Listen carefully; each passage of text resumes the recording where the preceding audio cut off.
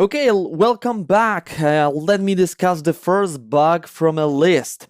Automatic leakage of password reset link. So I'm going to focus on forgot password functionality, and what is related to forgot password functionality is actually password reset links, right?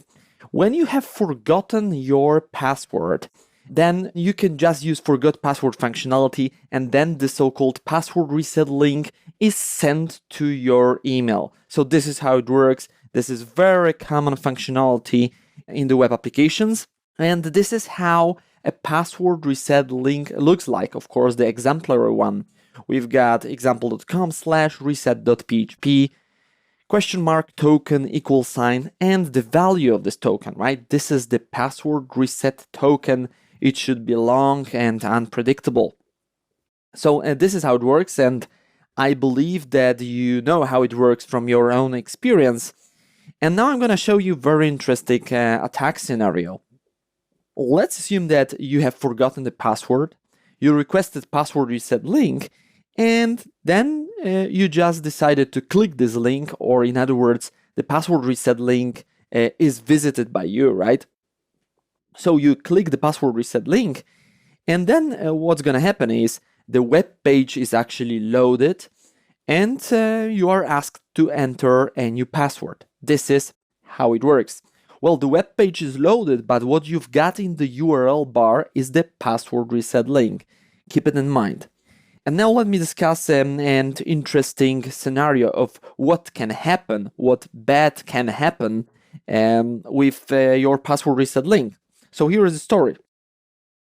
When there is a resource from an external domain that is loaded on the web page, and again, keep in mind that the password reset link is in the URL bar, then the password reset link is sent in refer header to the external domain.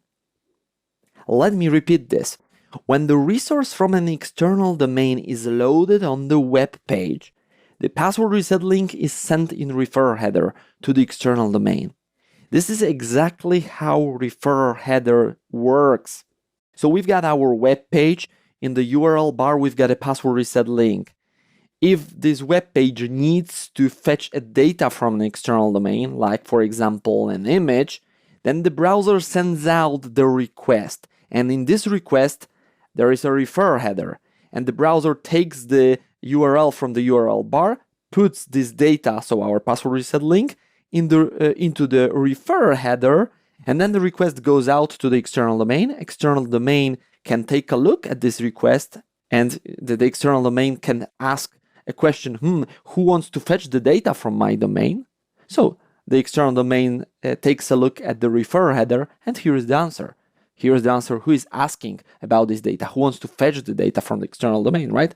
So this is how refer header works. And the interesting part here is that we definitely don't want our password reset link with the password reset token to be disclosed automatically via referral leakage to an external domain or to external domains, right? We don't want it to happen, because when it happens, then we are actually talking about disclosure of sensitive data. Very sensitive piece of data gets automatically disclosed to external domains. And yeah, it happens automatically because this is how browsers work, right? They just, fetch the data from other domains, and this kind of problem can happen.